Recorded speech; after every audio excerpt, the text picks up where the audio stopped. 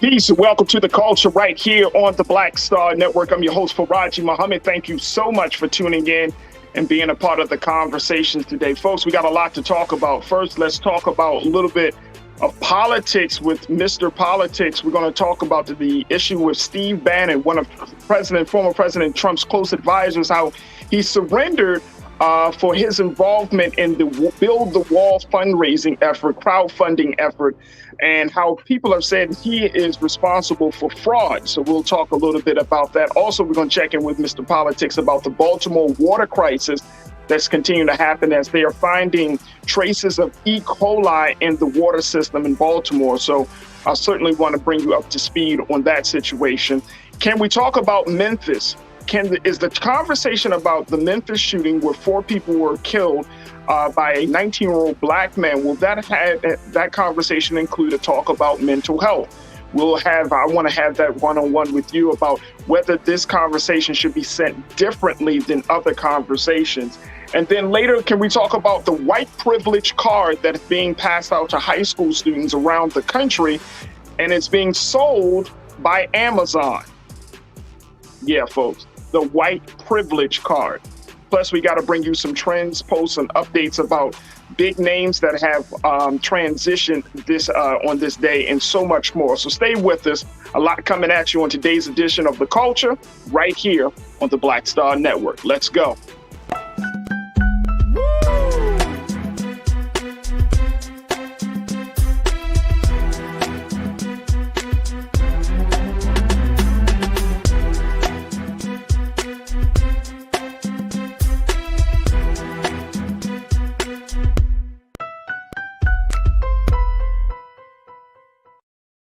Folks, welcome to the culture here on the Black Star Network. Thank you so much for tuning in and being a part of the conversations. Big shout out to my online culture crew. So many of you are checking in, and I'm loving the new voices and new faces, and people just reaching out to me. So thank you for your continued support. Speaking of support, make sure y'all support us here at Black Star Network. We're doing big things. Yesterday, we announced that the Black Star was going to has now gotten the media rights to HBCU college games, along with our partner Urban Star Network. So there's a lot that's happening. And so that's why we are always asking for your continued support.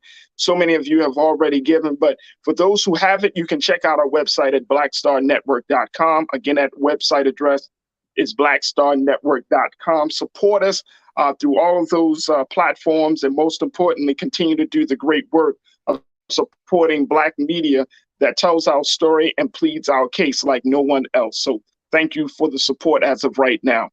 Folks, let's jump in right into it as we are having a number of big conversations that we want to have with our Thursday guest, Mr. Hassan, Mr. Politics Giordano, who serves as the owner and founder of DMV Daily Media Group. He's always bringing us up to speed on a number of issues. And the big one that we wanted to kick off the discussions with is about this ongoing Baltimore water crisis. So let me welcome my brother into the space here. Mr. Politics, how are you, dear bro? I'm just right. How you doing, Brother Farajii? I'm good, man. I'm good. I see you got that Ravens. I know we round the corner from that one. So Sunday, baby. We take on our old quarterback, Joe Flacco in New York on 9/11. Right, there it is. September 11th. It's happening. It's happening. But first and foremost, on a more serious note, in Baltimore, there's a lot of talk nationally, and I'm sure you've seen this and you know what the discussion has been about with this water crisis. We talked about Jackson, but Baltimore is having its own water crisis that is slowly getting some attention, but it has not fully gotten the same amount of attention as we've seen in Jackson, where now there is a water advisory because traces of E. coli is being found into the system, the water system in the city. Let me share with you a little bit of what the mayor of Baltimore, Mayor Brandon Scott, had to say this. Check this out, folks. Yeah, Baltimore city officials, and Keenan, let's throw this one up on the board there, where Baltimore city officials have continued searching for the source of an E. coli contamination of tap water today. After a boil water advisory was lifted for a portion of the city, 3 sites tested positive for contamination over Labor Day weekend, but follow-up testing showed only one positive site remained. According to the mayor, he said this isn't something that can be resolved overnight. We are continuing to test locations throughout the city and the surrounding county, and will continue to do so until the issue is resolved. The boil water advisory remains in effect for parts of West Baltimore from North and South Rigg Avenue to West Franklin Street and East and West Carey Street to Pulaski Avenue, officials said. The advisory south and southwest of Route 40, including a precautionary area in Baltimore County, has been lifted. What's going on now, Hassan? Is this a public health crisis, or is this now turned into a political crisis? I think it's a little of both, Farajii. I think, part of the problem that exists is, when I first saw it, I'm thinking, we just talked about last week, Jackson, Mississippi. And you think about, most people think about Flint, Michigan, and what's been going on across the country. But this is far different from Jackson, Mississippi, and the problems and the erosions. And I think part of what exists is two things. And we talked about this last week about the erosions of these water pipes in the system that are underground. So it's very hard. It's not like you can just go change a pipe like you do under your sink and get it done with and put in new pipes. These are underground, so they're very costly. And in many jurisdictions like Baltimore and in Jackson, urban cities that have long been not very cash poor, but very cash poor in many aspects, it's hard to just fix this overnight, right? In Baltimore, in case in point, we've been raising the water bill on residents since Stephanie Rawlins Blake was our mayor back in 2012. Every 3 years, there's been an increase in the water bill in order to put money together to fix this problem.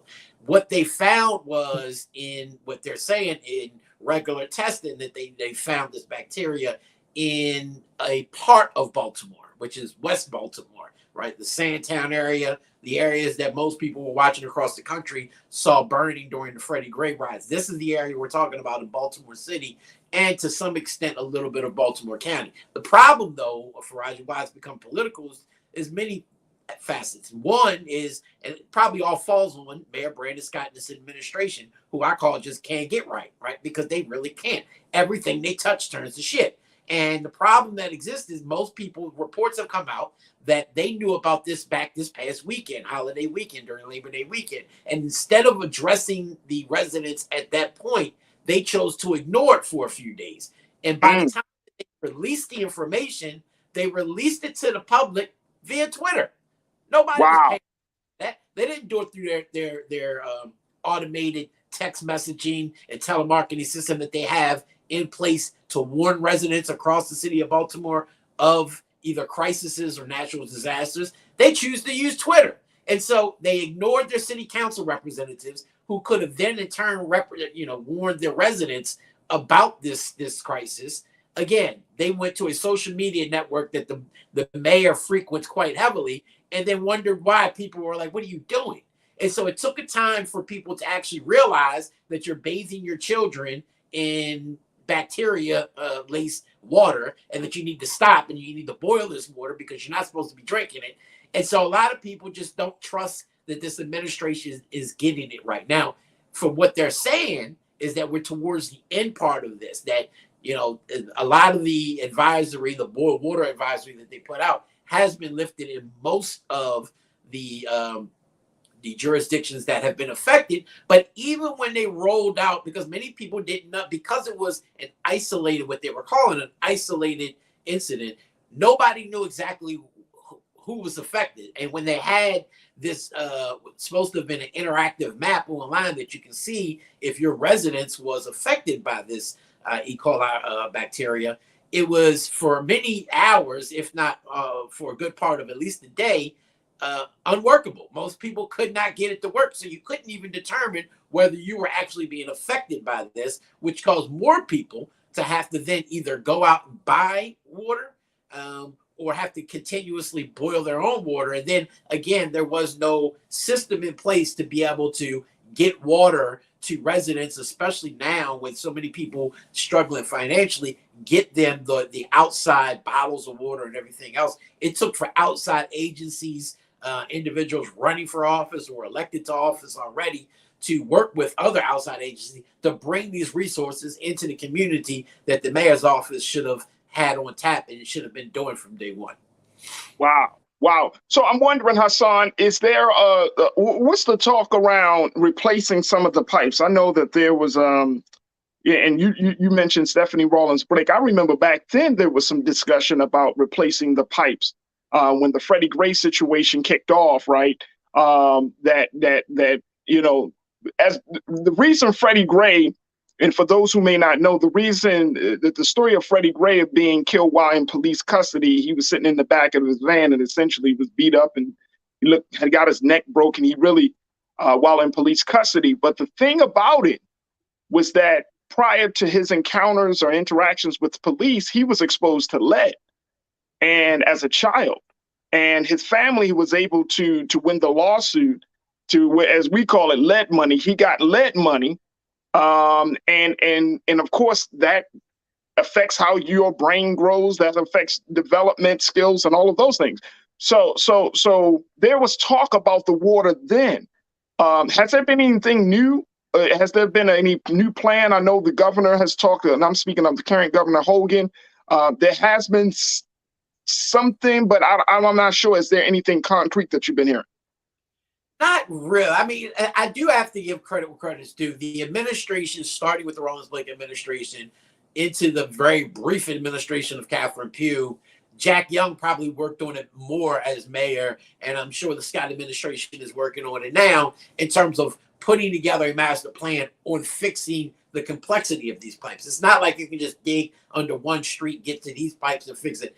It's an entire city system, right? And so you can imagine the magnitude of fixing such a long running systemic problem that we have in the city and how costly it is. And that's why, regardless, we talk about taxes, and I can't stand them myself, but at some point you have to pay added fees and or taxes in order to pay for things like this. And so, while it was responsible for Stephanie Rawlings Blake to start this, many people disliked her because of it. I think part of the reason she did not run for re-election is because of this and some of the other taxes and fees she brought forth. And of course, she was the mayor during the Freddie Gray riots. It just seemed to be aloof at best. But this administration has been trying to address it. Like you said, lead in the pipes has been around since before we were even born. You and I, right? Farajii. Come on, bro.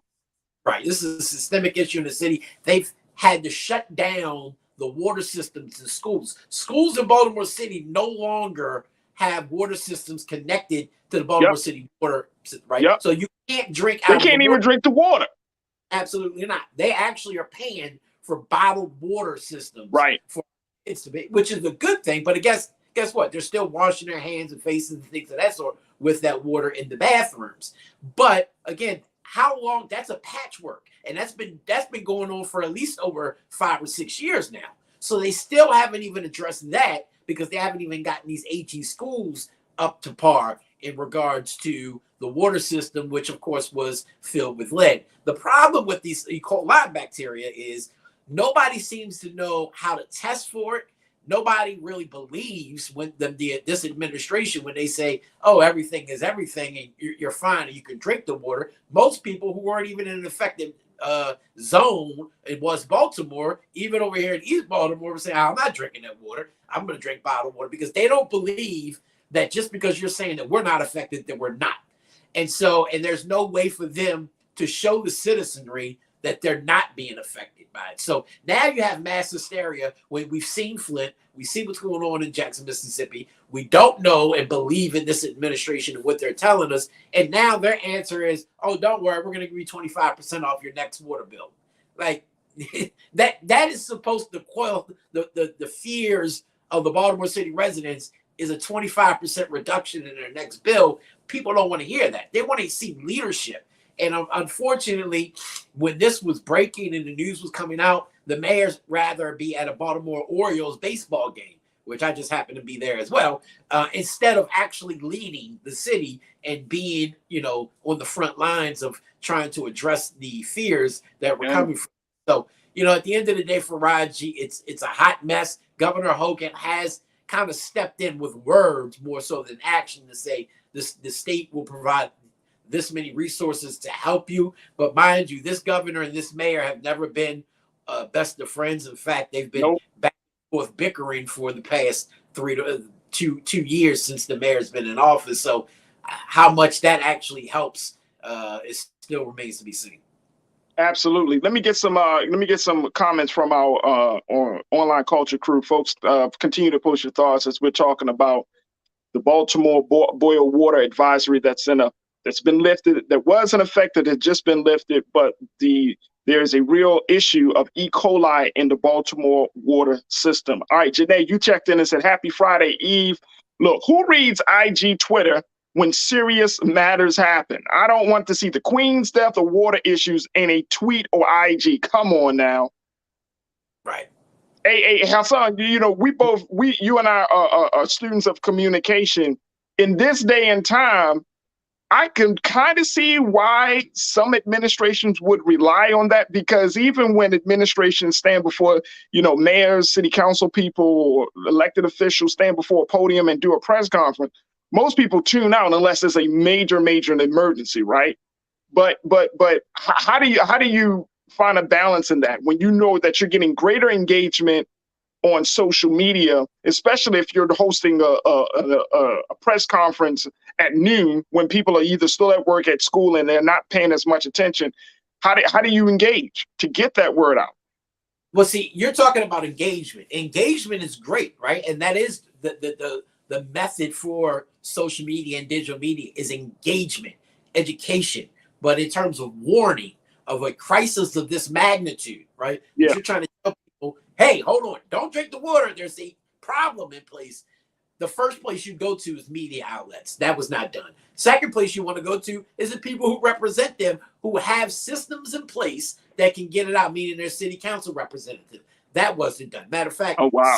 council people were on media today complaining about the lack of information that they've been receiving from this the Scott administration since they've been in office. The third thing you want to do is Baltimore City has for at least a decade, if not more, a 311 type of telemarketing mass email messaging system in place that they can email and call the citizens through their system to warn them of this. That never happened. So there are other ways of warning. I agree. Twitter is a good way of getting information out as it's coming along, right? Okay. If in case you missed our addresses on all the major net television and radio networks, in case you missed the message from your city council representatives, in case you missed the calls and the text message we sent you, here is added information about what's going on. I think Twitter is a good use moving forward to show people as they're going along how the process is playing out, what they should be watching out for. But in terms of a mass warning to warn people, no, that is not roll it out. I'm sorry. It just isn't. I hear you. That's a great point. Great point. Mike V, you checked in. Good to hear from you, Mike. You said we have the same issue in Boston as Baltimore. To replace all the pipes in the ground takes 30 years and at close to $1 billion. Project won't be complete until 2032.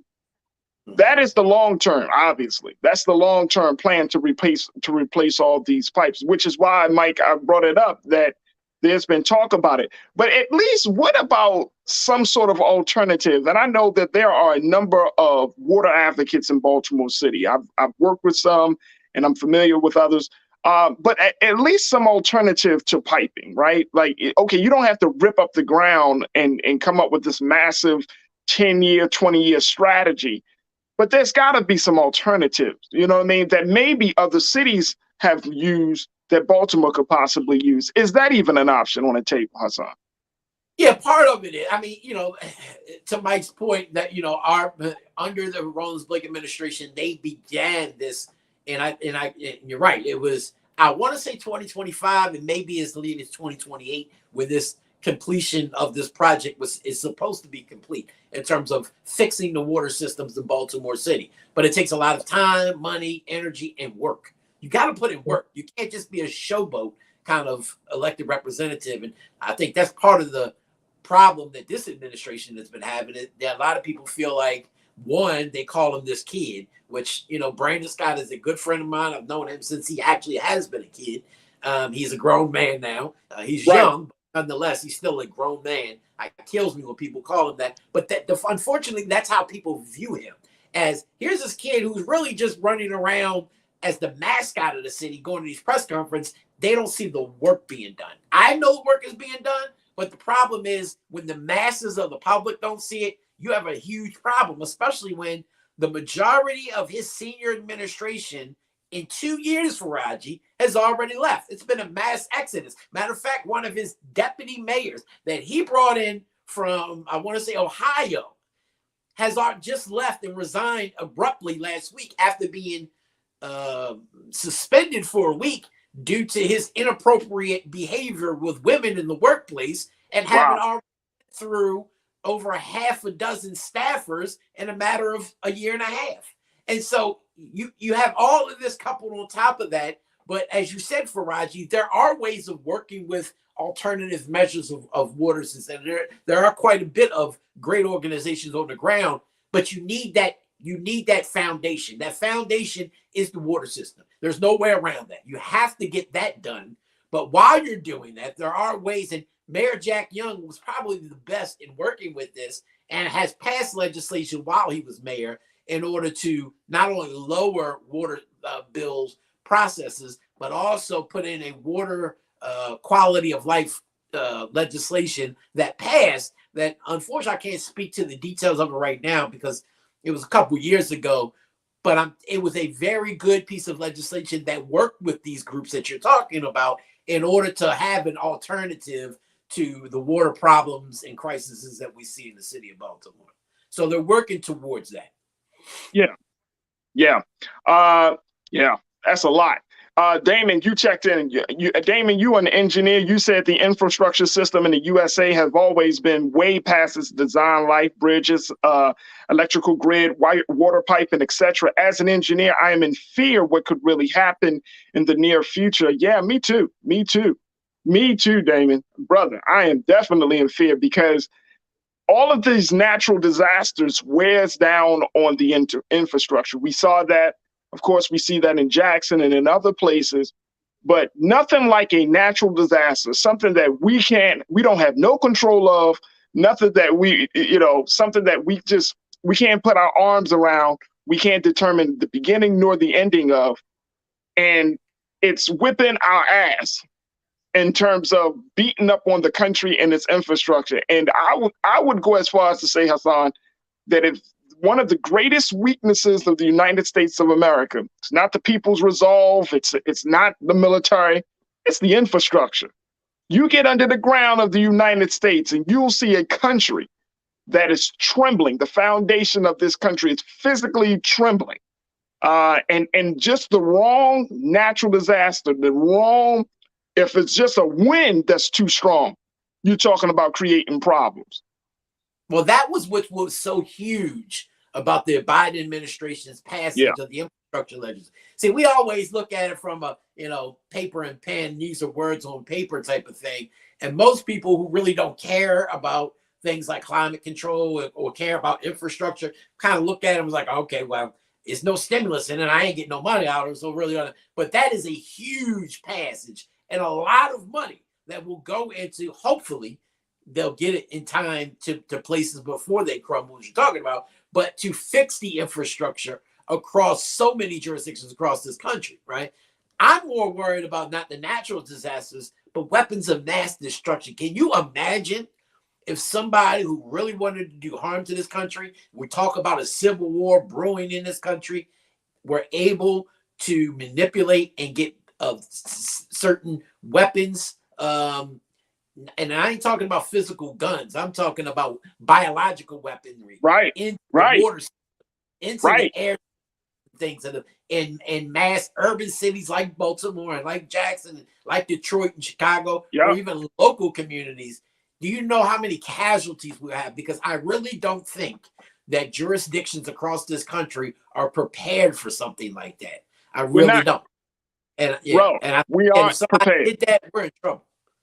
Which very quickly, and before we take our next pause, Hassan, in the 30 seconds or so. So, what's the next step for the city? What do the residents of Baltimore do as this boil water advisory is lifted in some of the city? We still don't have a full handle on the E. coli and how far it can go into the system. So, what's next? Yeah, I think part of the problem the city's going to have is convincing the residents that drinking the water is safe moving forward, right? And so one, they're going to have to be able to come up with a way to show. People aren't just going to believe that you're saying, okay, it's fine, go ahead and drink the water now. You're going to have to show them to some degree on why it's safe. And then moving forward, you're going to have to really, make them understand that here's a problem that we're having in a system that we've been trying to fix for years, if not decades. Work with us, but understand and show people how you came about these findings, because that still has not been clear on how you came about these findings of E. coli, how you're going to be safe moving forward, and how this administration plans to tackle this over the coming 6 months to 6 years.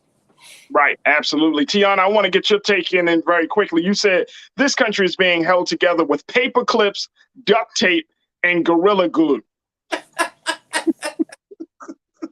That says it all, right there. Can I add something to that, Tiana? A hope and prayer too. That's what we're stuck together on a hope and prayer. Just wait and see. Really good.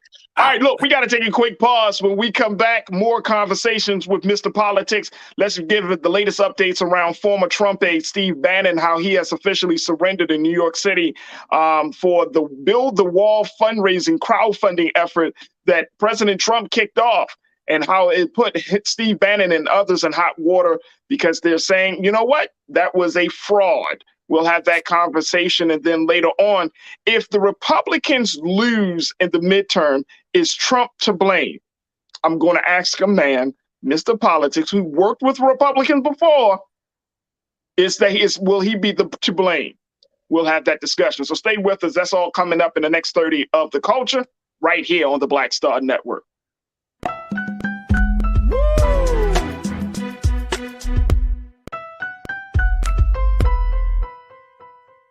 Can you believe the nerve of these Republicans? They only want to block progress for our community. They talk about cutting Medicare and Social Security. They played politics with veterans' health care. They voted against the George Floyd Justice and Policing Act and funding for our HBCUs, and against lowering prescription drug costs for our seniors.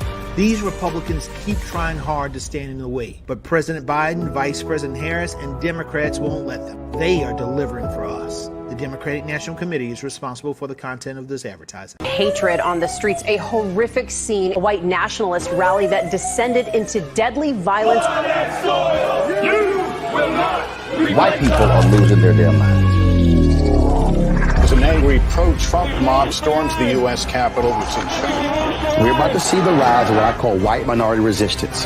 We have seen white folks in this country who simply cannot tolerate black folks voting. I think what we're seeing is the inevitable result of violent denial. This is part of American history. Every time that people of color have made progress, whether real or symbolic, there has been what Carol Anderson at Emory University calls white rage as a backlash. This is the rise of the Proud Boys and the Boogaloo Boys. America, there's going to be more of this. Here's all the Proud Boys, guys. This country is getting increasingly racist in its behaviors and its attitudes because of the fear of white people. The fear that they're taking our jobs, they're taking our resources, they're taking our women. This is white fear.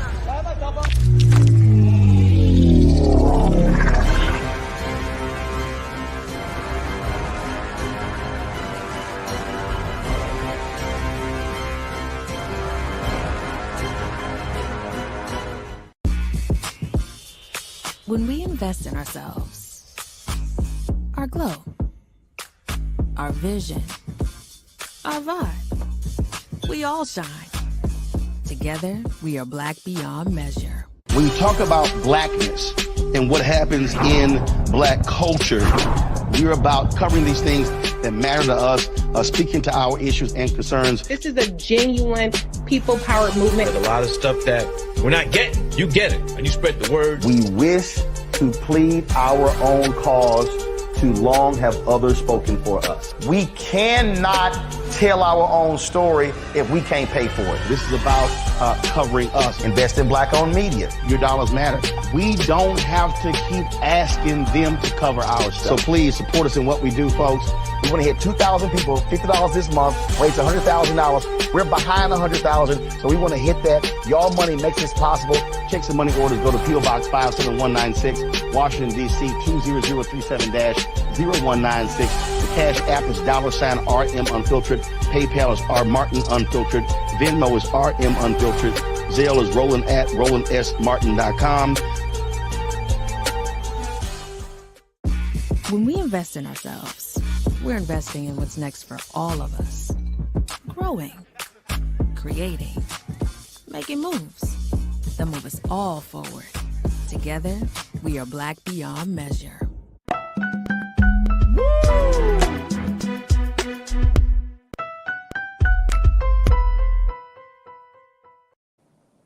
All right, folks, welcome to the show. Former President Donald Trump's aide, Steve Bannon, has pled not guilty in New York today to state charges of money laundering, conspiracy, and fraud relating to an alleged online scheme to raise money for the effort of building a wall on the southern U.S. border. Now, these charges are based on the same conduct that he was charged in the federal prosecution in 2020 that simply said that he and others alleged that they had defrauded donors in that border wall scheme and situation.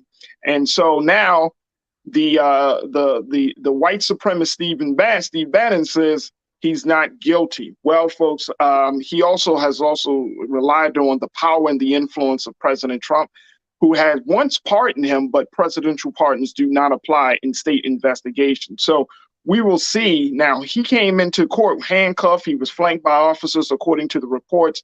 But it is going to be interesting to see, folks, how the Trump camp and Republicans are going to respond to this onslaught of misappropriation and mishandling of people's funds. I want to bring back our political analyst, Hassan, Mr. Politics Giordano, for this part of the conversation as well. Hassan, this is your man, right? Steve Bannon? Yeah, right. That's your home. No, I'm just joking, folks. I'm just joking. Hassan is not. No. But this is up Hassan's alley. He loves talking about the cronies of Trump. I do. But what do you make of this, Hassan? Because this is a situation where he surrendered today. He pled not guilty, but he issued a statement on late Tuesday, in part calling the indictment phony charges. And of course, he's going to politicize it. And nothing more than a partisan political weaponization of the criminal justice system. Come on, Steve. Well, first, before I get into that, because I know I'm going to forget, but before we do, long live the Queen. Queen Elizabeth II died today, of course, at age 96. Absolutely. The world passed away, 96 years old, man. Longest monarch, matriarch that served. Absolutely. And 70 years of leadership. She came in when she was 25 years old. I mean, wow. You know, Britain, of course, just got a new prime minister. Hey, man, look, all I know is that's going to be a BBC special. Yes. Oh, for the next 2-3 months, if not 2-3 years, I'm telling you. And she I don't know what her approval ratings were, recently, but I presume they were pretty high. Yes, very high. I think the last time I checked, they were at like 78% and 82%. Like, she has always been. And not only just in Britain, but across the world, right? Whoa! Very, very classy individual. It's going to be interesting to see how Britain moves forward. That. But back to our story. Steve Bannon and Donald Trump are the gifts that keep on giving, right? Like, you cannot script a better Apprentice show or television show as you can with these two, right? They're just, hilarious, if not for the fact that they rip these people off for $15+ million, right? What they're reporting is $15 million. I've heard that it was north of $20 to $25 million, which was the real total that was given. Because we're talking about one online system of fundraising. They had started this with multiple online. Of course, Donald Trump came in with this, build the wall. But build the wall was a conservative mantra before Donald Trump became president. This was always something from a right-wing playbook.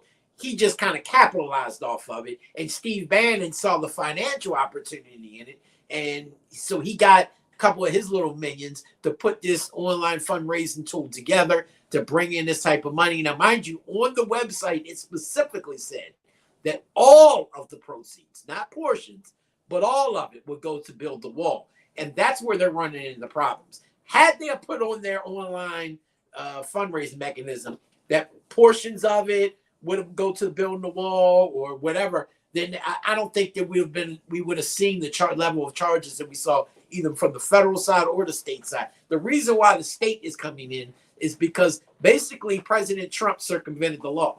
He thought that as president, he can do what he wants. And so by giving a pardon to Steve Bannon during a trial, which basically took him out of federal purview in terms of getting convicted, then that allowed for the state to come after. Now, mind you, had they have convicted Steve Bannon in federal court or even found him not guilty, the state would not have been able to bring these charges. But because President Trump pardoned him during trial, right, before he left office, that allowed the state to bring these charges.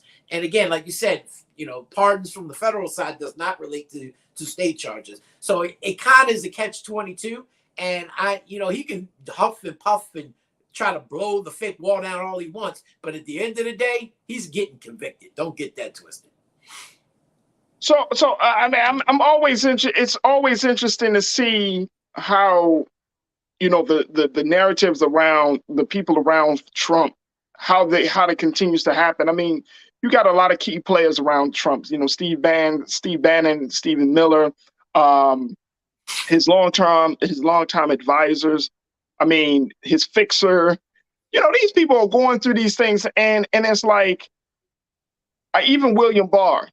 I mean, like Steve Bannon said when he was walking through the court, he said, "This is what happens in the last days of a dying regime. They will never shut me up. They'll have to kill me first. I have not yet begun to fight." Right. I mean, he still has access to, he does his show. I think he has like a podcast or radio show. He still has a number of people that tune into him, that listen to him about, shaping their political views on things. Like, how do you shut a man like this up?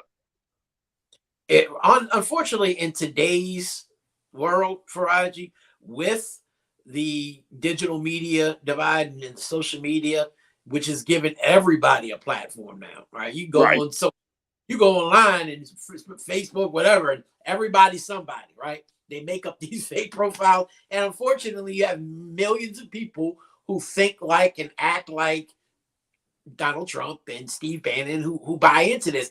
And I want to say almost like you get what you get, right? Like that's what your ass deserves when you following somebody like this and believing in them, 100% and realizing they're ripping your ass off, right? It's the same way I felt when I heard fool talking about I can't stand Obamacare, but don't touch my Affordable Care Act. Like, are you that stupid that you don't realize that they're one and the same? But they really are.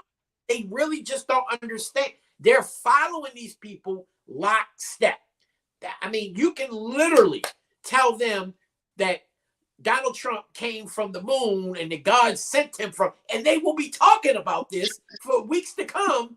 And, they don't do any fact checking, apparently. They just, believe everything that's being given to them. So in many aspects, I don't feel sorry for the victims of this crime because you fell for it, but again, you have to be held accountable in this country. And, Donald Trump felt while he was in office that he can get away with it, that he and his cronies were above the law. And to some degree they were, and he's gotten away with it while he was in office. Now he doesn't wield that type of power.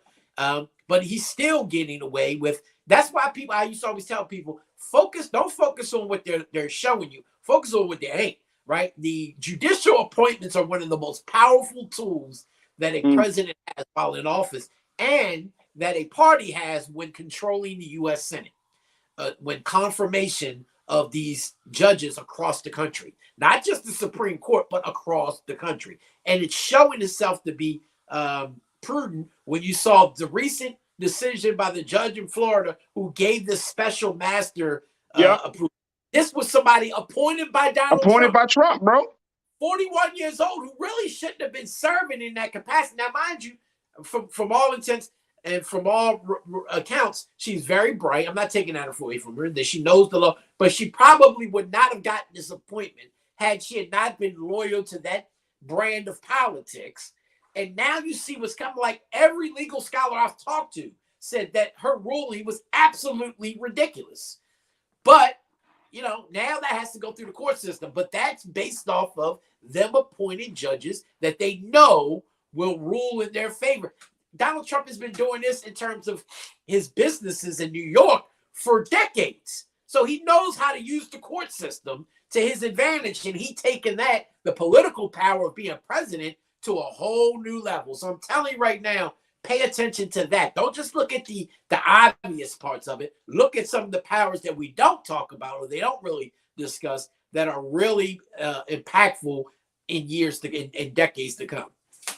That's a great point. Great point. A couple of folks checked in. LaShonda, you checked in and said, look, I want to go see pictures of him in handcuffs. They would definitely have pictures of the black and brown like that. Yeah, but I'm not confident. I'm not confident that it's going to make a difference. Lana, you checked in. You said the same thing that I'm feeling, Lana. You said, I don't think anything is going to happen to him. All this is a waste of time. It's just a lot of show. It's a political theater. You know what I mean? Like you might say, oh man, we're going to finally get one of them. And the sad part about it, bro, you just pointed out, I mean, we talked about this with some other guests yesterday in the last couple of days. The situation is so bad that you got people in these positions of power, judges, prosecutors, state's attorneys, and all of these positions of power. And they get in the courtroom and they might as well be like, and you are guilty.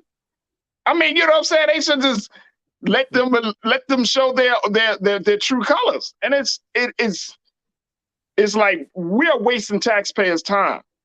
You know what I mean? You want to see accountability, you want to see consequences, but not at the risk of wasting people's money and time. Yeah, I mean, you know, it's not about what you know in the world, who you know, right? And we've seen that. I'm looking at Lana's thing. I thought it said Sinead Latham. I'm about to say, dang, Sinead, why? Give her put my number across the screen, Farajii. But look, no, seriously. In all honesty, Steve Bannon probably won't get anywhere near the level of time, if any, that Marilyn Mosby will get. Right? We should know in this country the justice system is a just us and a justice system. There are two different systems of levels of government, and the playing field is far different from those who look like Steve Bannon compared to those who look like Marilyn Mosby. Right? But there are also two different levels of crimes, and so I think part of the crime that Steve Bannon and even to some degree Donald Trump and his accolades you're seeing is a Democratic ploy and really a political ploy to look and try to kind of pump up the Democratic Party ahead of the midterm elections. That part of that is true.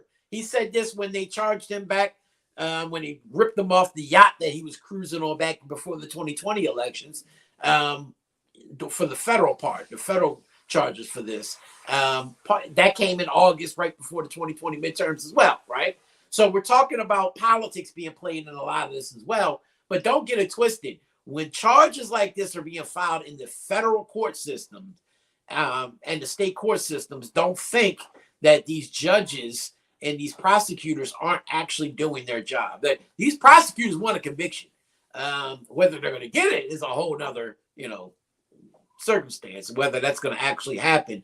Right. But again, you got to make a charge, and they brought the charges. They've been investigating him and Donald Trump, the Trump organization, who's been charged as well in other crimes, not convicted to this, not related to this. But you're going to start seeing these charges, and not all of it is politics. Now the question is, will they have enough? Because when you don't have witnesses that help out, a lot of their people who are around this won't actually take the stand against these individuals, then it's really hard to bring forth the conviction. So, Yeah, we got to wait and see. absolutely. As we wrap up our conversations with you, Hassan, I'm wondering, I read a new op-ed by Mr. Ross Baker, who's an opinion columnist for USA Today. He put it out there: if Republicans don't regain the Senate, there's one person to blame, Donald Trump. He said, in normal times, there's a procedure for vetting GOP candidates for the Senate. Its purpose is to identify promising candidates and provide them with the resources to run a successful campaign. However, in these unnormal or these crazier times, we're seeing a different slew of candidates. We're seeing a much more uncontrolled influence of Trump. Do you agree with this assertion that if the Republicans lose, and they're saying Mitch McConnell and others are like, that we may not be able to grab the Congress as much as we thought a couple of months ago? If the Republicans lose, that it's Donald Trump, or is it because of other issues? No, it's absolutely not. Look, Donald Trump is to blame for the craziness we see today across this country in the Republican Party as the catalyst to these right-wing nuts being able to show who they really are and be okay with it because their president is as nutty as they are. So the racism and the, make America great again and that whole dog whistle, that he's the catalyst for that, and he is to blame for that. But the voters are the ones who are to blame for the extremism that we see in candidates in the GOP across the country that win in these primaries. Donald Trump wasn't the Donald Trump that we know today in 2008 and 2010, when right-wing individuals like Christine O'Donnell in Delaware ended up losing to Joe Biden, but they won in Nevada, and we saw these Tea Party activists pop up, these right-wing extremists. You forget that, the right-wing sweep of the House in 2010.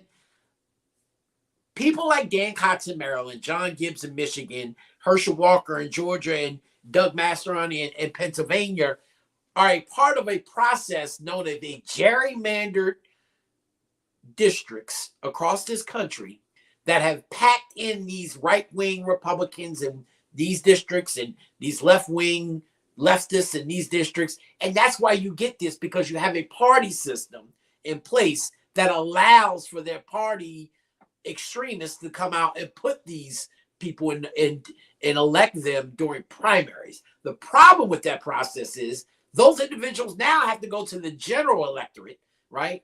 A more moderate, independent, and sometimes left-leaning electorate, and now make that case in November. And so when you talk about these statewide positions, no, they're not going to have a chance in hell of winning positions to come November 8th.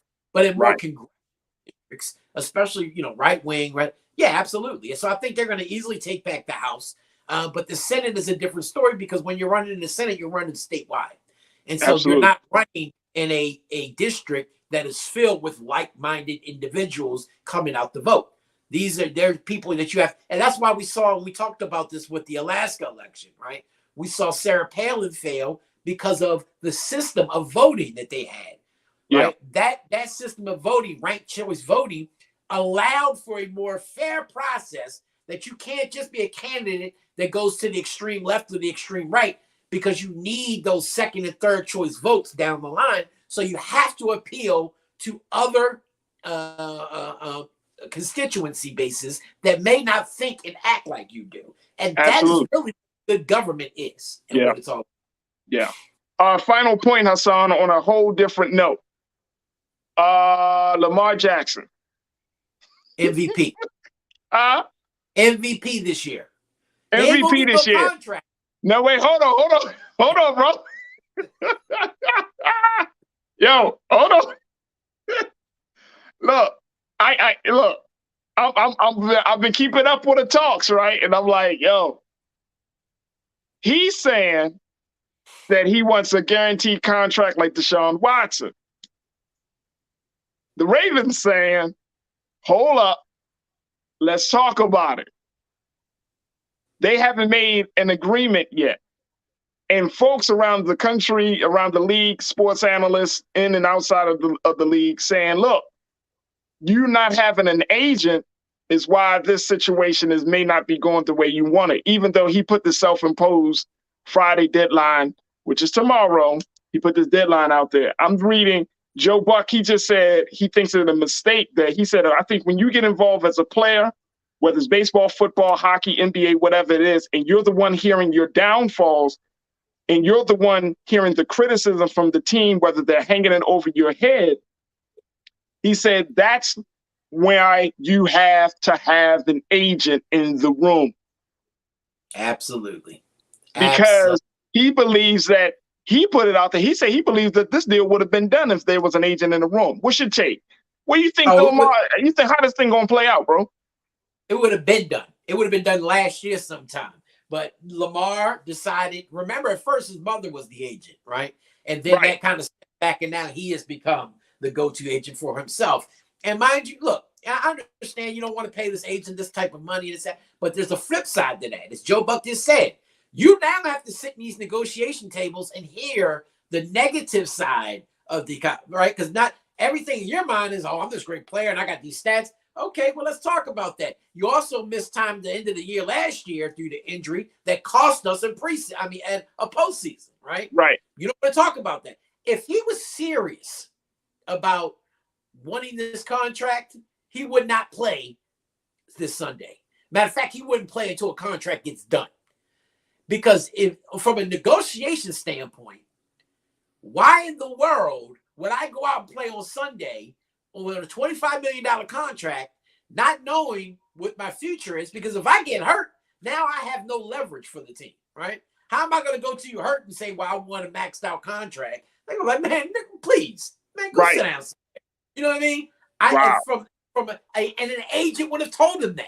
Look, if you don't like the contract that they're offering you, fine, but don't play. Sit down on the bench, take the booze, do whatever you got to do. We'll get this done. And once the Ravens go through 2 or 3 games and realize they can't win without him, trust me, that maxed out Deshaun Watson deal, you'll get millions more than that because they're going to know they need you. But on the flip side of that, if they win the next 11 games without you, then you might be going to Cleveland yourself or somewhere else to play here, right? I mean, I think the Ravens understand that Lamar Jackson is the Baltimore Ravens at this point. He is the cornerstone of our team. I love watching. But they're not stupid enough to want to shell out a guaranteed contract for a mobile quarterback that we've seen through the years. It's not something that's sustainable long term. Smart business. And Lamar has to understand that and be able to deal with that moving forward. Otherwise, he'll be playing under the franchise tag next year. But trust and believe, Baltimore ain't getting rid of him. I can tell you that right now. How much you think he based on the current market, what Russell Wilson was paid, Deshaun was paid. Deshaun's, and I think we can say Deshaun's contract was like an outlier in that, you know what I'm saying? Like, you just, even what Tom Brady is paid and all of these other, how much would you say reasonably is a good number for a talent like Lamar Jackson? Deshaun Watson's contract messed up the entire. Messed it up. Thank you, sir. Thank you. Messed it all up. Cleveland should have. Come on now. Messed it up.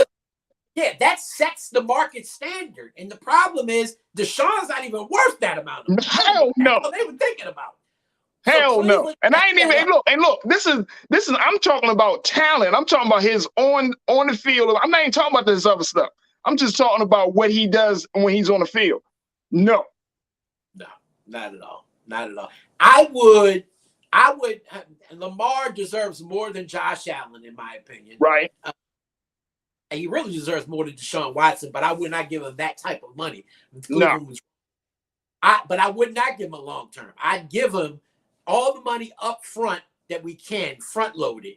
Here's the incentives deal. Here's the signing bonus. We'll give you upwards of what's the max? $45 million a year or something like that to some degree, but $50 million.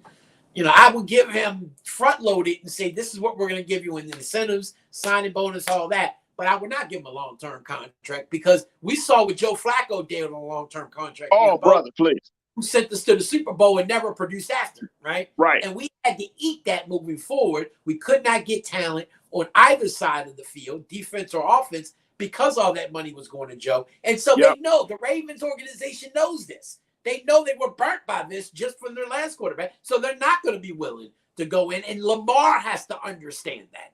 That's the problem. With an agent, they can help him, tell him this. Here's the dynamics. Here's the, what's going on. Lamar ain't trying to hear all that. And he don't get that. And so I take the money I can get right now. You can try to test the market all you want out there. Not a lot of teams are willing to give you that type of money long term. They'll front load it for you all day long. But the question is going to be, how much are you willing to commit to stay in Baltimore as opposed to how much money bank do you want right away? Hey, look. He has to ask himself.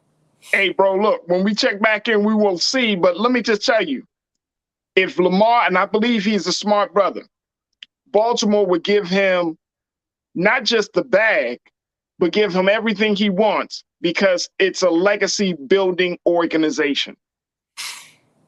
You know what I'm saying? You got the great ones that have already came from the Baltimore Ravens. So for them, it's like, look, we may not give you $230 million, but if you produce, if you carry the city on your back as you've been doing, legacy. You ain't gonna have to worry about going nowhere else. You be Ray Lewis of the quarterbacks. We got you. We got you. Rain, sneak, slow down. We'll bring you in on decisions on receivers every draft. We'll bring you in on other decisions. We'll build you.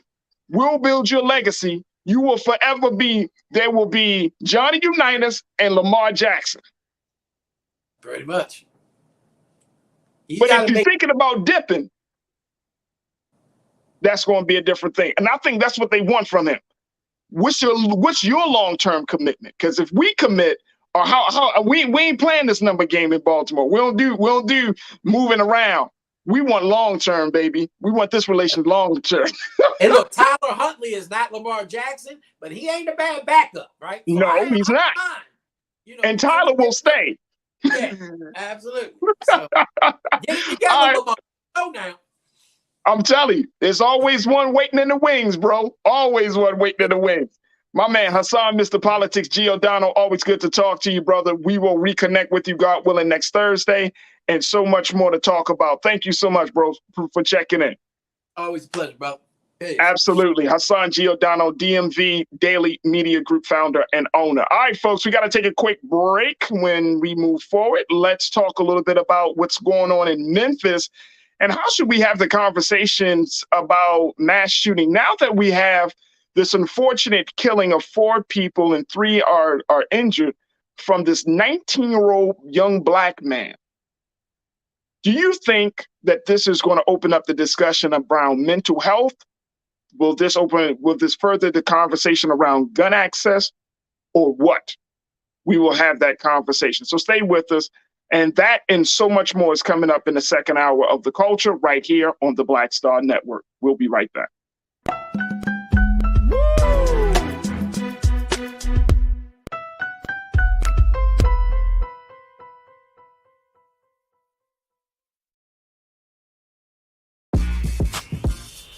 When we invest in ourselves, our glow, our vision, our vibe, we all shine.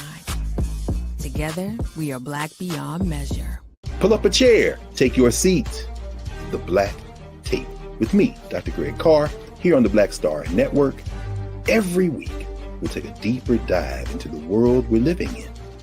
Join the conversation only on the Black Star Network. I'm Deborah Owens, America's Wealth Coach, and my new show, Get Wealthy, focuses on the things that your financial advisor and bank isn't telling you, but you absolutely need to know.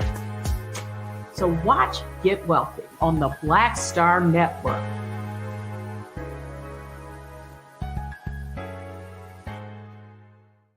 Hi, Hi, I'm Dr. Jackie Hood Martin, and I have a question for you. Ever feel as if your life is teetering and the weight and pressure of the world is consistently on your shoulders? Well, let me tell you, living a balanced life isn't easy. Join me each Tuesday on Black Star Network for A Balanced Life with Dr. Jackie. We'll laugh together, cry together, pull ourselves together, and cheer each other on. So join me for new shows each Tuesday on Black Star Network, A Balanced Life with Dr. Jackie.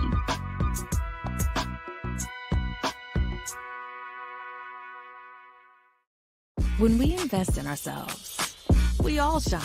Together, we are Black beyond measure.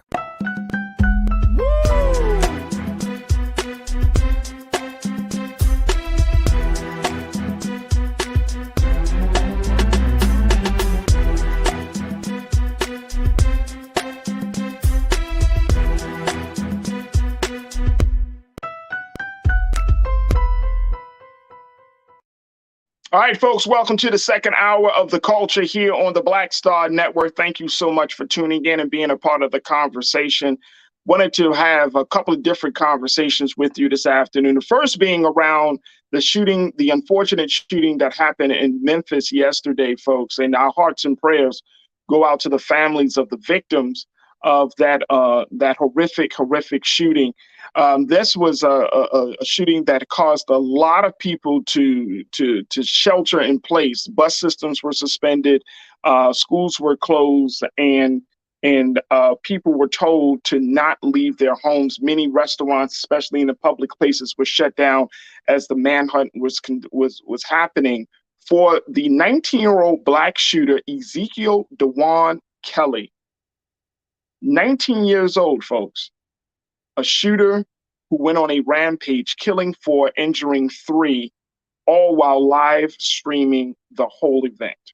Now, this was a day-long search, and it took people by great surprise, and trying to figure out the motive. According to law enforcement officials in Memphis, they are still trying to determine what the motive may have been. The word coming out of City Hall there in Memphis, Mayor Jim Strickland, he expressed outrage that Ezekiel Kelly had been charged with criminal attempted first-degree murder 2 years ago, but pleaded guilty in April of 2021 to the lesser charge of aggravated assault. He was sentenced to 3 years in prison, but only served 11 months and was released in March. So this opens up the door about sentencing. There's a couple of things I wanted to have this conversation with you about, folks, and I want you as my culture crew to join me in this and share your thoughts as we talk about this. But one is, does this change the conversation about mass shooters? Now, we often have seen, based on history, and this is not just some broad generalization, but just based on history, mass shooters are generally not young Black males.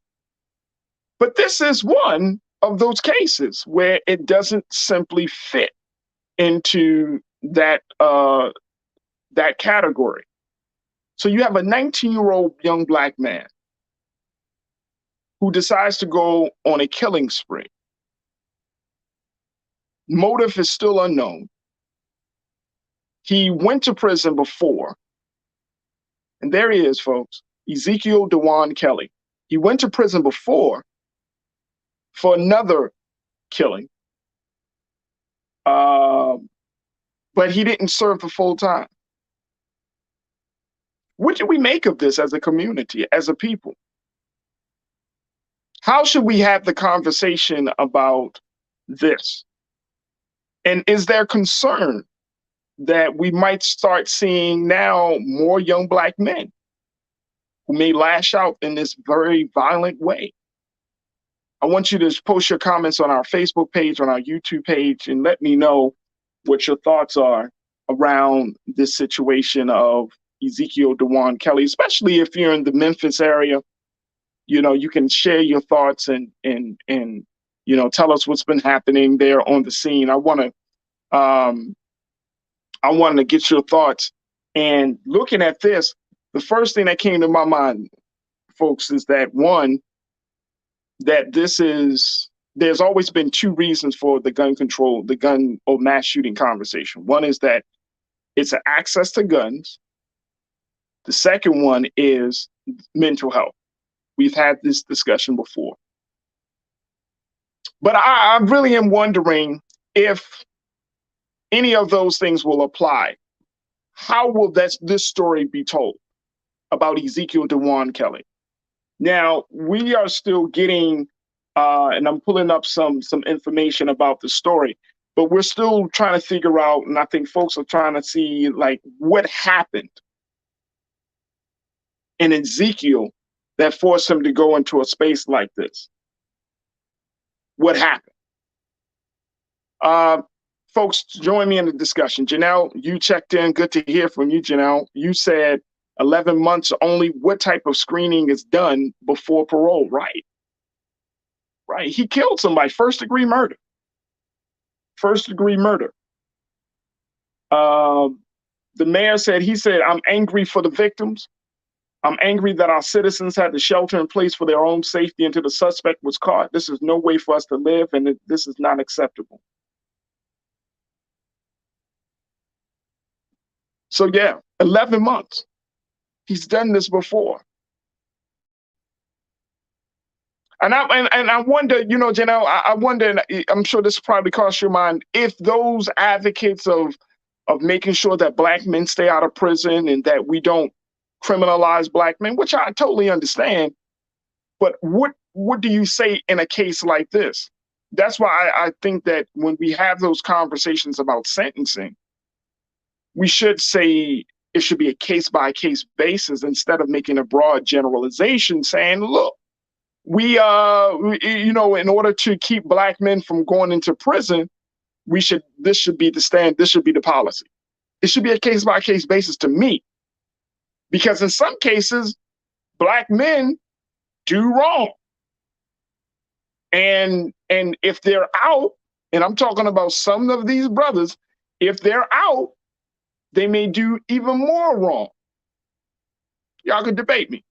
So Janelle, thank you so much for checking in. Lana, thank you again for checking in. You said, let me tell you what I don't like about this. He will be the face of Mississippi of mass shootings when we know it's a crime mainly done by white people, by young people, young white youth. I don't know if he's going to be a crime on that, Lana. I don't think he's, a face of that. I don't know that.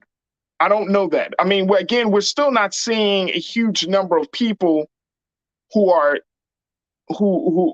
huge number of cases, rather, where Black men are the perpetuators like this. I'm not sure if he's going to be the face of it just yet, but I think that's why we need to have at least having this conversation to determine, like, okay, how do we make sure this doesn't become a trend? Now, in this day and time, mass shooting as a phenomenon is being scrutinized and looked at more closely because of what we've seen from other mass shooters, from the Top supermarket to other mass shootings, right? But I always brought this in, and I always keep this in the back of my mind, that in Black communities, when you have a drive-by shooting, when you have a shooting in a park, when you have a shooting of a home, and it's done by Black folks against other Black folks, that could still be considered a mass shooting. If you got 2, 3, 4 victims of a shooting situation, that's a mass shooting. But it's not deemed that way. It's not categorized that way when it happens in our community. And I think, here's my take on this, Lana. If we started to say that a person who has taken the life of 2, 3, 4 people, and I think the federal standard of a mass shooting, if I'm not mistaken, and correct me if I'm wrong, folks, is that there's 4 or more people that have been shot and killed. If we have that same terminology in our community, maybe, just maybe, that can help to stop the violence and the threat and the trend of violence in our community, because now we're not just looking at it as a shooting, we're looking at it as a mass shooting, and it takes a lot more weight. It resonates differently. It hits different. Maybe. Because guess what? Language is just as important in this talk of social ills just as much as policy. And policy is easy for us to skirt around or to use certain language. But if you're talking about social justice, there has to be accurate language to engage and to activate the people to act. All right, let's go back to your thoughts, folks. And I appreciate all of you for checking in. Tiana, you said this wouldn't have never happened if he was still in jail serving out his time. Facts. So the system failed. The system failed. So we got to look at that, right? We got to look at the fact that he was able to essentially plea out and do 11 months on a first-degree murder charge. So I'm wondering, Tiana, and this is, I mean, you can certainly respond, sis. I'm wondering that do we need to have a conversation about more severe penalties? Do we need to have a conversation about that, especially when it comes to first-degree murder? I think so, even though it might affect Black men. And this is why it's so hard to have a conversation like this, because now we know that this is a young Black man shooting and killing other folks. Now, I don't know the races of the victims of this shooting. I don't know that. So if anybody has come across some credible information to say that, I haven't been able to find anything. But if you found some credible information, I would love to hear it. But it will be interesting. It will certainly be interesting. Tiana, great point. Thank you for checking in. Jawan, good to hear from you, sis. You said the system failed here. This kid is clearly disturbed and shouldn't have been released after the first killing. Absolutely, I agree. So then that brings us into the space of mental health, right? Like we got to have a conversation about mental health. And that's why I say, well, we need to know more about his background to see what was going on, what made him just click.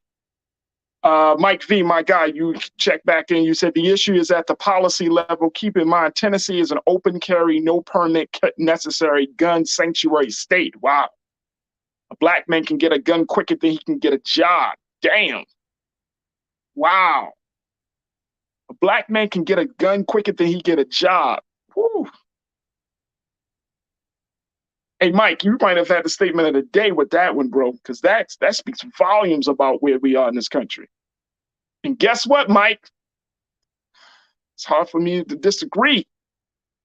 It's hard for me to disagree. Great point. Davey, thank you for checking in. My guy, you said the gun lobby won't bend to this, I'm certain, right? No. I'm not laughing at the seriousness. I'm just laughing at the irony. The fact is the gun lobby won't bend. No, they're not going to stand up and say we need more guns, especially if the victims are predominantly white. They're not. E. Garza, thank you for checking in. You said election deniers depress me. Geraldo Rivera wrote, I blame President Trump for a shameful campaign to slander and undermine American faith in our election. I can never support him again. Okay. All right, that's interesting. That's interesting to bring into this conversation. I appreciate you there, E. Garza. Constance White, you checked in and said, well, today our kids had to go to schools with high police presence because there were kids saying they wanted to follow his lead as a Memphis native, and I'm tired of the violence in my city. Constance, and I'm assuming it sounds like you're from Memphis or you live in Memphis. Yeah. But it's, you know what, to add to that, Constance, it's not, I don't think it's just even about the high profile, high police presence in the schools. I think there's also, I mean, we could talk about media, we could talk about the violent culture. We've talked about this. Folks, violence is a part of the American culture in every aspect. Violent speech, violent behavior, I mean, everything, and especially in the Black community, if somebody don't like you, smack them. I mean, violence is so ingrained in us that we may not even look at how deeply ingrained it is, right? That when you decide to even take a peaceful stance, people scrutinize and make you feel like you're weak. Just simply by saying, no, I'm not going to take this into, not going to kick it up a notch to get violent. People will make you feel bad. From the time you are a child to a grown adult, if you don't respond in violence, if somebody violates you, if they hurt you, you're seen as weak. And that's a cultural point, I think, Constance, that we all got to have to deal with, right? Like, if we really are serious about stopping the violence, it's not just about not having access to guns. So, I mean, we know that. But what about the violent speech? What about the attitude that we have around violence and how we treat one another, how a child handles how we handle conflict with one another? I mean, it runs deep. It runs very deep. So, Constance, that's a great point. Latoya, you checked in. Good to hear from you, Latoya. I'm glad to hear from some new voices as well.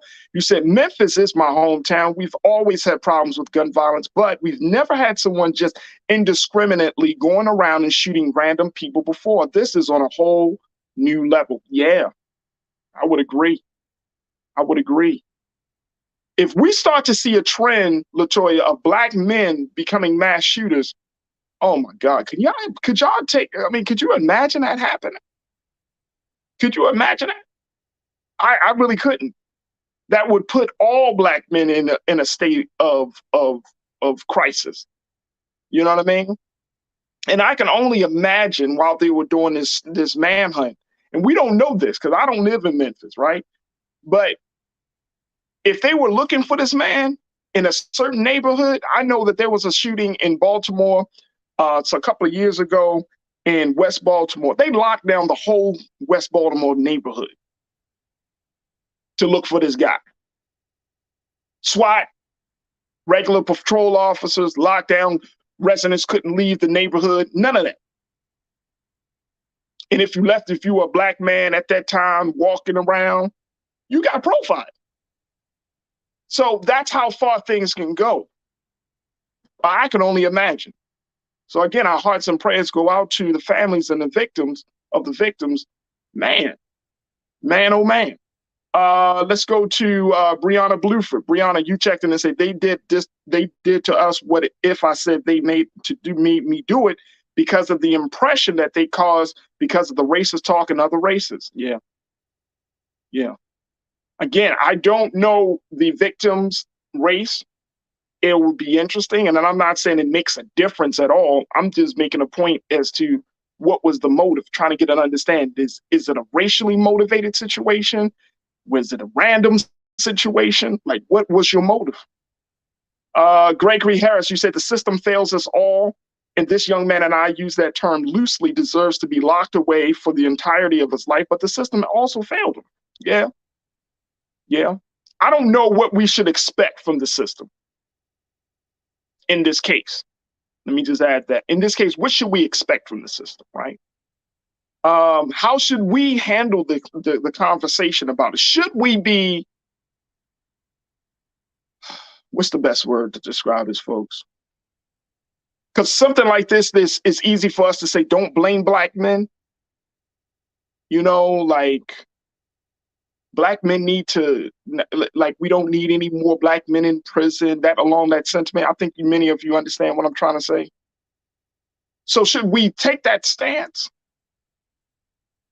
Or should we be like, you know what, he's wrong, throw the book at him. He took life, throw the book at him. He killed indiscriminately, throw the book at him. Like, how should we be? How should we handle this? Should we defend him? Should we defend him? Because I've seen that also. That a man or woman, a Black man, a Black woman, they go out, they violate the law, they take life, but we still defend them because we say, oh, well, they had a mental health issue. Oh, well, this happened to them when they were a child. Should we defend them? It's hard. It's hard. I don't want to see Black people in prison, but I don't want to keep seeing Black people crying either. Because of other Black people, you know what I'm saying? I don't want us to put so much emphasis on trying to keep the integrity of the perpetrator intact, but we lose sight of the real pain of the victim. I hope that makes sense to a lot of you, right? Like, yeah, the perpetrator had issues, but look how they handle their issue. And as a result of their mishandling of the conflict and issues in their life, they took somebody else's life who didn't deserve to die the way they died. So we put more compassion on the perpetrator and give no thought to the victims. And I don't like that. I don't think that's fair, because if it was any one of us, and God forbid that we find ourselves or a family member in that, I know many of one of us, we wouldn't give a damn that somebody who pulled the trigger had a problem. They had, oh my gosh, they had a hard childhood. They didn't grow up with a father in the house, or their mother was on drugs or something. Like, okay, we all have our challenges growing up. We didn't all grow up in the perfect homes, but at the end of the day, you took a human life. You felt like it was justified to take somebody's life who had nothing to do with it. And that's where I personally get upset. Because when I hear those stories, I'm like, okay, but what about the life? So you think you still living? You could still, quote unquote, get some help. The person's life who you took, who didn't deserve to die the way they died from you, their life is over. That testimony has been put to an end. They can't get no more help from you. Hotep, Pan-Africa, you checked in. Good to hear from you. You say peace and blessings, African families. Semantics will not change the perception of acts perpetrated in Black communities versus those in white communities. We are considered expendable, right? The semantics for me, Hotep, was that maybe we need a change in semantics because of the culture that we're in. Maybe if Black folks start saying, man, so-and-so committed another mass shooting, it would resonate for us to stop the violence. That's what I'm putting out there. Maybe if we've said that the street organizations that do damage and harm and taking Black boys and Black girls because of turf wars and gang wars, and call them, if we were to call them domestic terrorists, would that change the conversation? Would that change the culture of Black people? That's what I'm asking. If we change the language, if we just call it a gang shooting, many of us probably just zone out, say, oh, it's a gang shooting. That's fine. But if we say, man, you heard about them domestic terrorists? You hear about those community terrorists? All I'm saying is, will semantics play to our benefit to help us to see and not become so quiet when life is taken in our community? Truth is power. You checked in, my guy. You said we don't put a value on life anymore because of video games, because of the things that we see on TV. They gratify violence, and this young man doesn't take it serious. It's sad, and it's sad. Yeah, it's sad. But again, I'm going back to my original question, truth is power. How should we handle that? We know all the factors, but when a young Black man decides to take the life of 4, 5, 6, 7, 8 people, grandma, auntie, uncle, when he decides to do that, do we blame the video games or do we blame him? Because that's the other part for me. Our community and our culture will never get better until we start to put somebody accountable. I'm tired, and y'all, tell me if I'm there. And we're going to take a quick pause from this for a moment.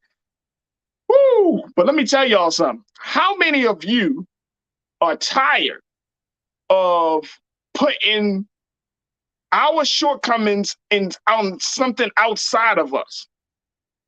I mean, seriously. As if, as grown adults, grown-ass men and women, we don't know the difference between right and wrong. I'm tired. I get it. The system. I get it. The slavery. I get that. And I get it. Woo, I get it. But this is 2022. You don't go around shooting and killing people, man. Especially if they are no threat to your livelihood. I don't want to keep hearing that stuff about the system, man. The system has made us. No, no, no, no, no. Because again, if it happened to us and ours, either to us personally or within a family member of ours, you would want justice. And what you gonna say? Oh man, the system. No, you would be like, man, their ass needs to go to court and the court needs to throw the book at them. I mean, we can't run away from this point, folks. I really hope that we don't. We cannot run away from holding our own people accountable for the wrong that they committed against their own community. We can't run away from that. We got to hold others accountable. Otherwise, we're saying to other people outside of the community, it's okay to kill Black people, right? Because guess what? There's not going to be no repercussion. Look, I got to take a quick break. When we come forward, let me take more of your thoughts on this situation and so much more. So stay with us. It's The Culture here on the Black Star Network.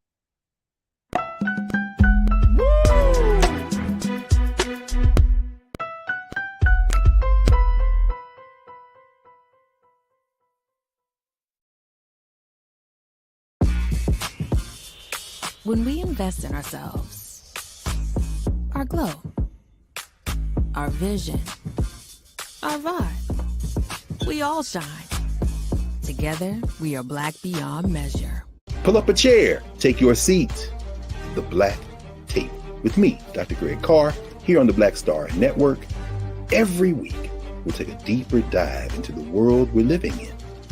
Join the conversation only on the Black Star Network. I'm Deborah Owens, America's Wealth Coach, and my new show, Get Wealthy, focuses on the things that your financial advisor and bank isn't telling you, but you absolutely need to know. So watch Get Wealthy on the Black Star Network.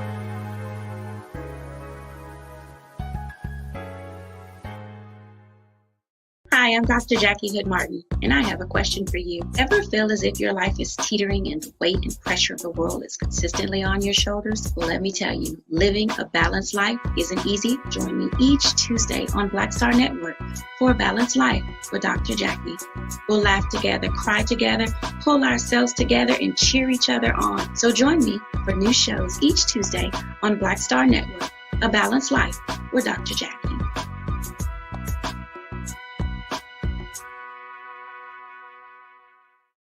When we invest in ourselves, we all shine. Together, we are Black beyond measure.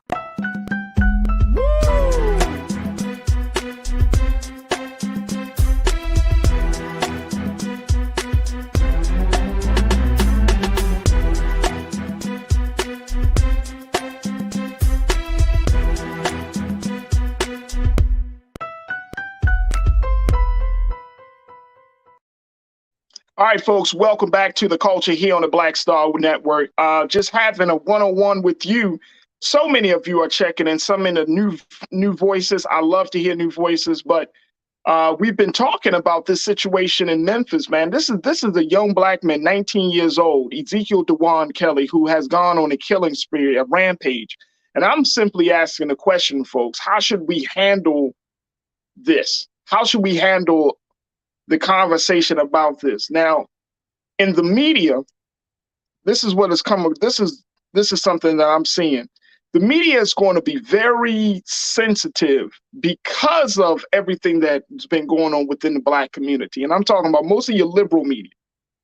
The media like CNN, the media like MSNBC, USA Today. Certain media is going to be very like tiptoeing.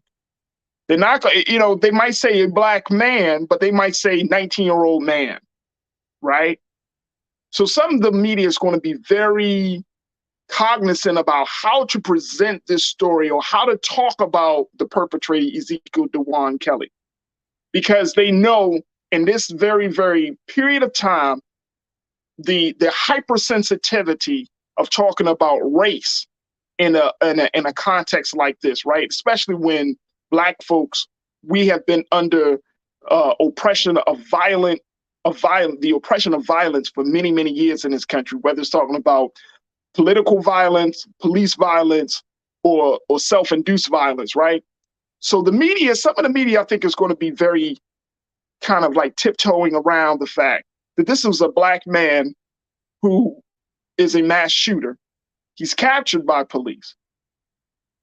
But I don't want us on this network among each other to tiptoe around how we need to have this conversation. I'm going to go back to, y'all remember the DC sniper when you found out that they were black? Y'all remember that? If you lived in the DMV at that time and you found out that this was a older black man and a younger black boy committing these acts of violence against black and white people, you resign. Once you found out, you probably had the same reaction that I did when I found out, and I had to keep it real, folks. I was like, oh shit. The man had his last name Muhammad.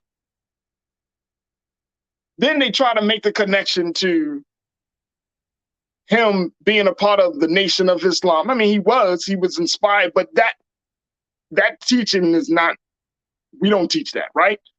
So, I mean, they try to make all these correlations. Oh, he's with the Honorable Minister Louis Farrakhan and all that. So they try to make a big thing out of that.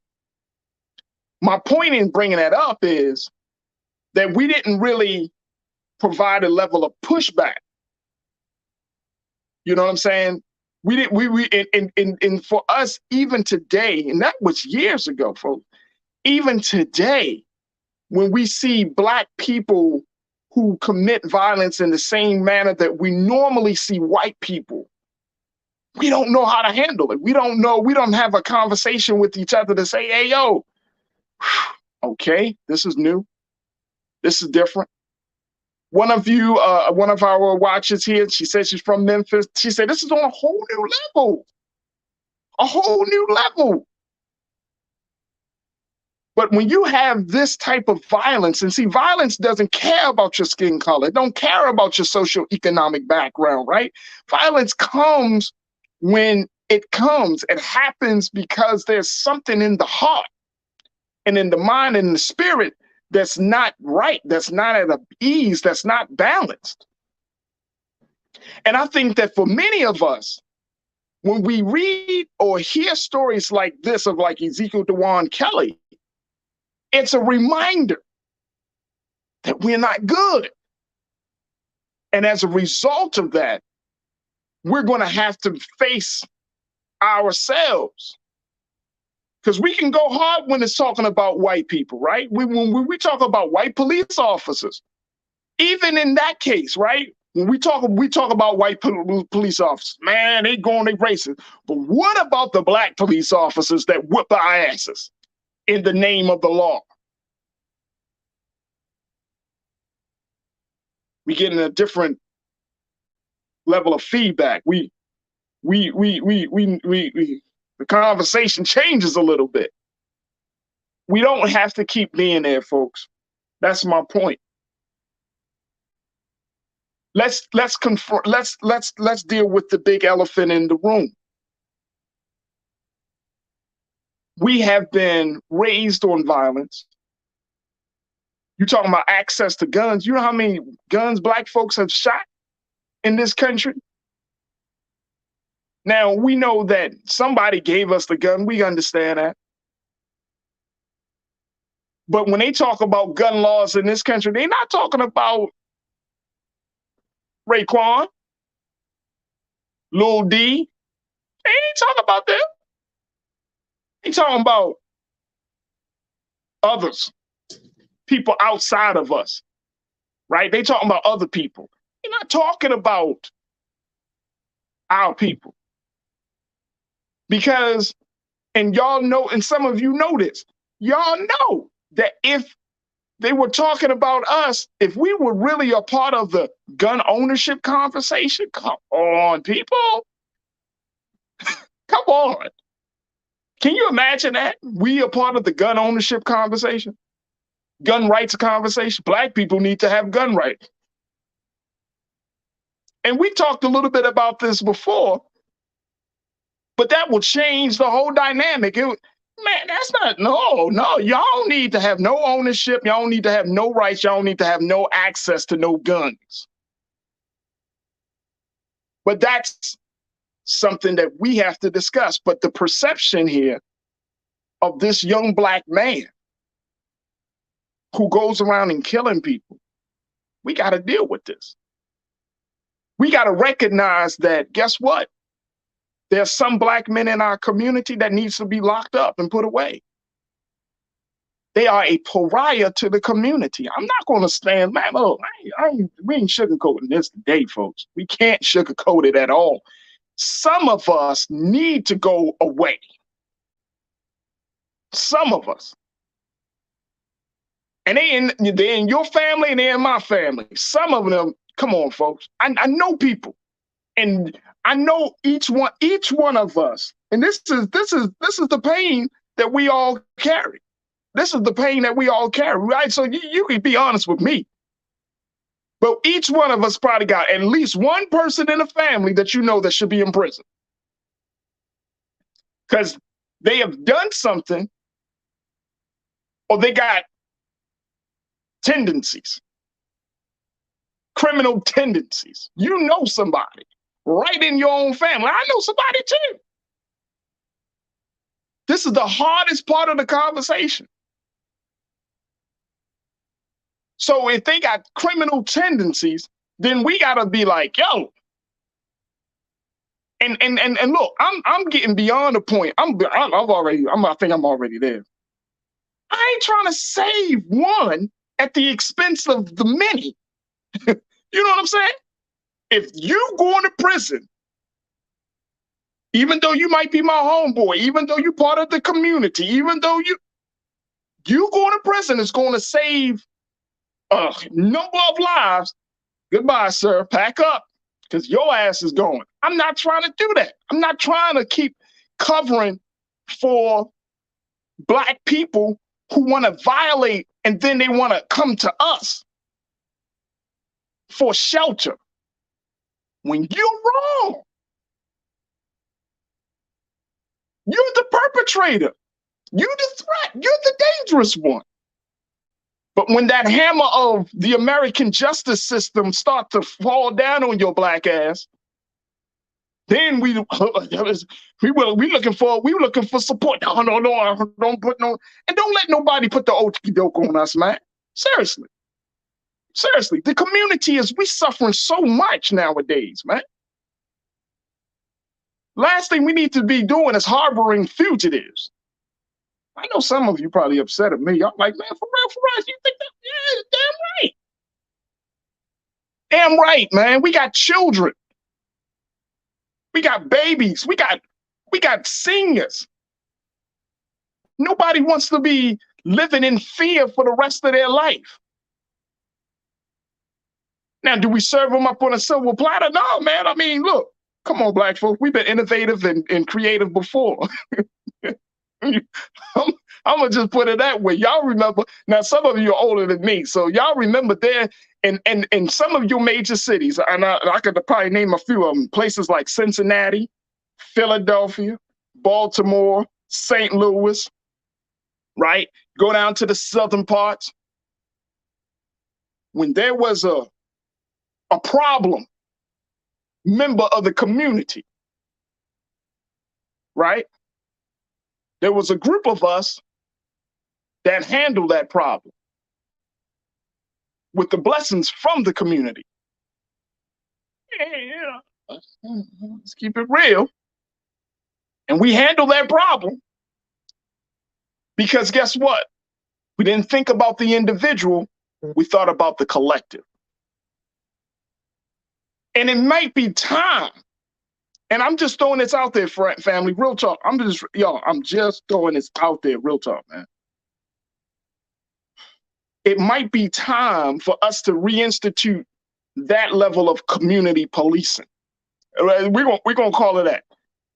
To Mike and to Damon and to all of my brothers, y'all understand, right? We might have to implement that community policing again. Because guess what?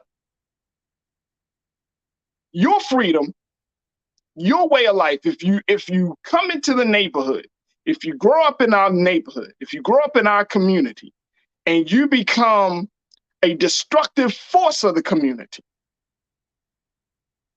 we're not going to save you. We're not going to allow you to just continue to be a problem for us at the expense of the children, the elderly, at the expense of other grown men and women who want to have a safe and decent place to live.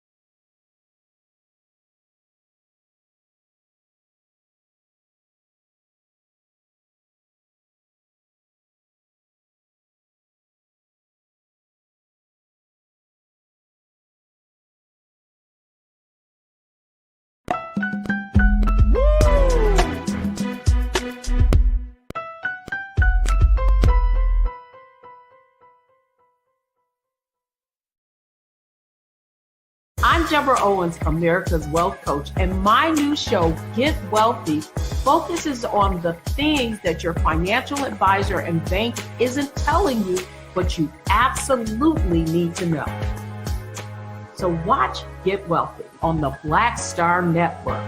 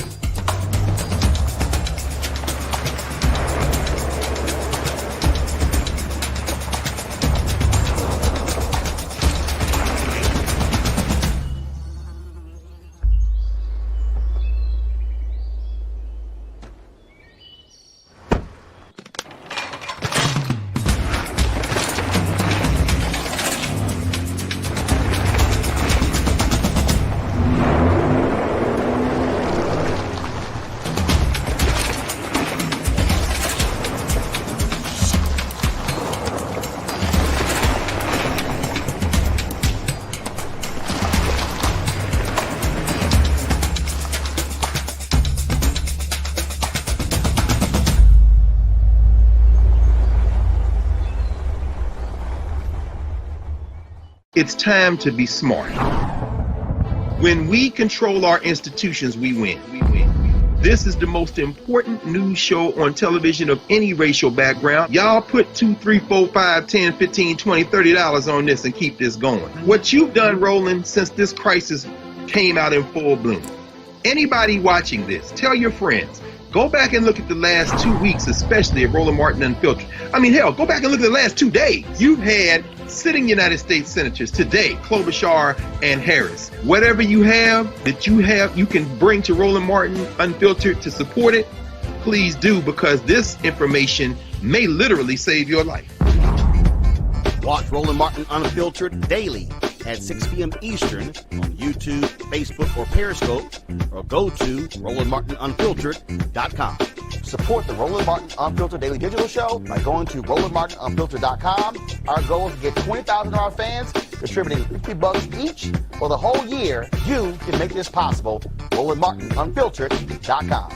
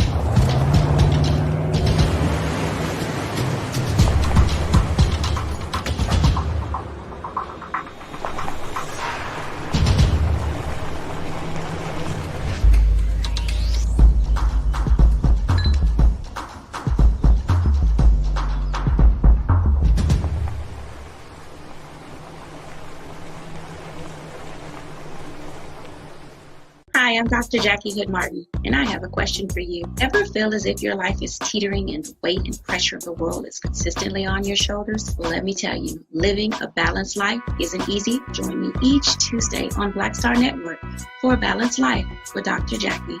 We'll laugh together, cry together, pull ourselves together, and cheer each other on. So join me for new shows each Tuesday on Black Star Network, A Balanced Life with Dr. Jackie.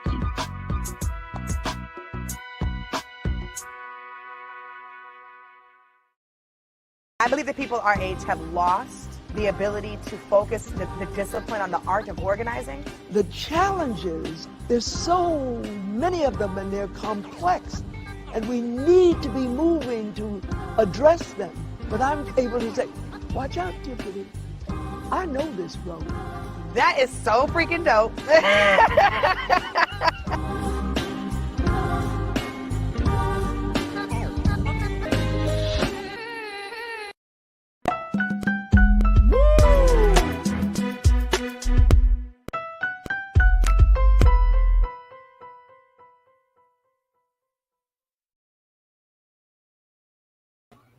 All right, folks, I appreciate y'all for checking back in. I apologize for a little technical difficulties there.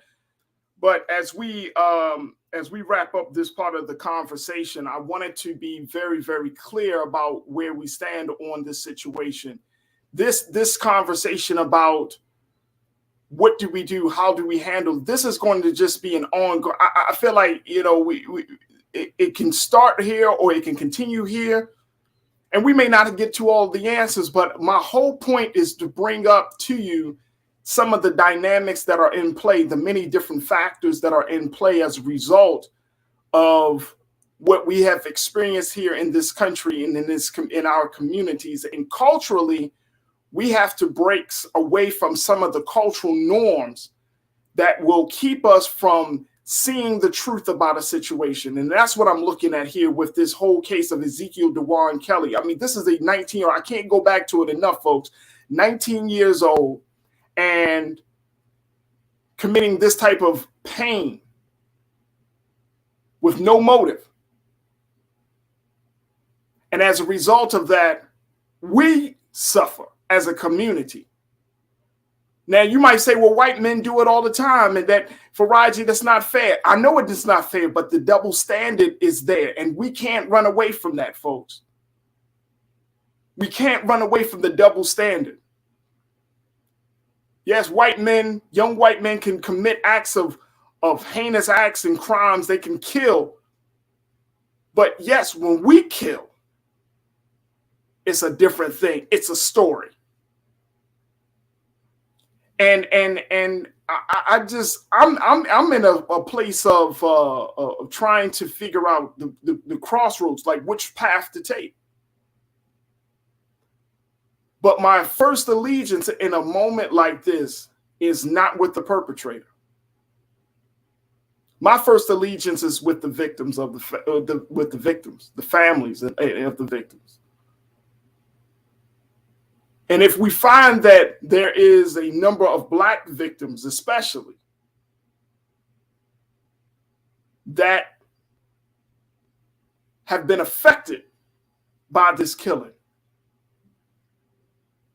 then we need to figure out what's next. We can't allow that to go unaddressed. And we certainly can't stand up for the perpetrator and not think about the livelihood of the victims.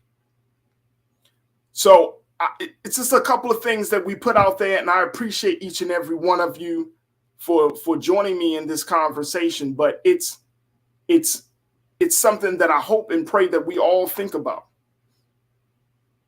And I really hope and pray that we don't see more of these circumstances, more Black mass shooters. And we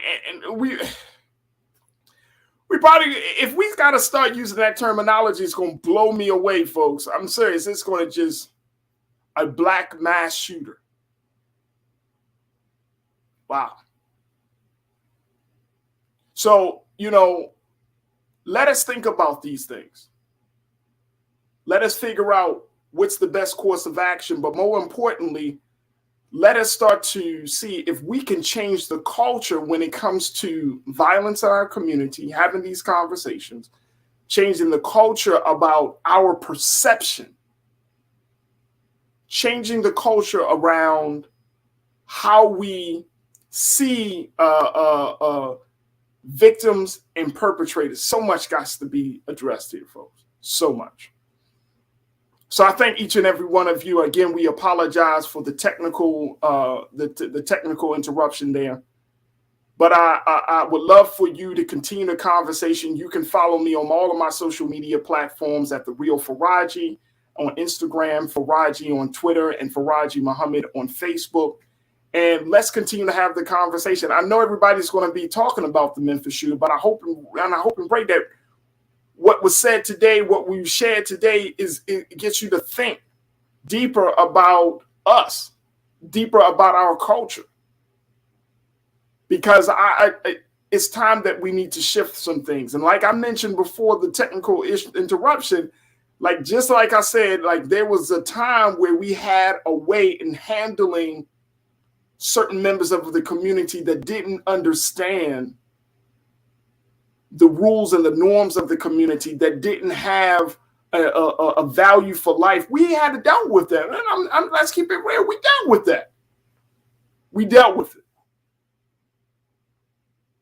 If you want to talk about community policing, that starts with the community saying enough is enough, and then we using our intelligence and our resources from each other to come up with a way to stop the crime.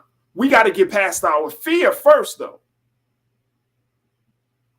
We got to get past this stance that, oh, black men need to be coddled. Black men who perpetrate crimes, who violate the law, know exactly what they're doing. Black women do too. So let's not act like they're babies. I didn't know. You knew exactly what you did, what you were going to do, how you were going to do it, and you knew exactly what would happen if you got caught doing it. So you knew what was going to happen. So since you know, then we're going to create a new standard by which you come into the community or how you interact with the community. Don't go to mama. Don't go to auntie. Don't go to grandma now. Because you knew exactly the difference, what you were about to do. You knew right from wrong. So many levels. So many layers to this, folks. I'm telling you. There's so many layers. But let's see how this story continues to unfold. I'm interested to learning more about the motives behind these killings and his thinking. I'm interested to see if folks are going to start talking about mental health in the same way they talk about it with these past mass shootings. I'm interested to see how this thing unfolds, folks. I'm really, really interested.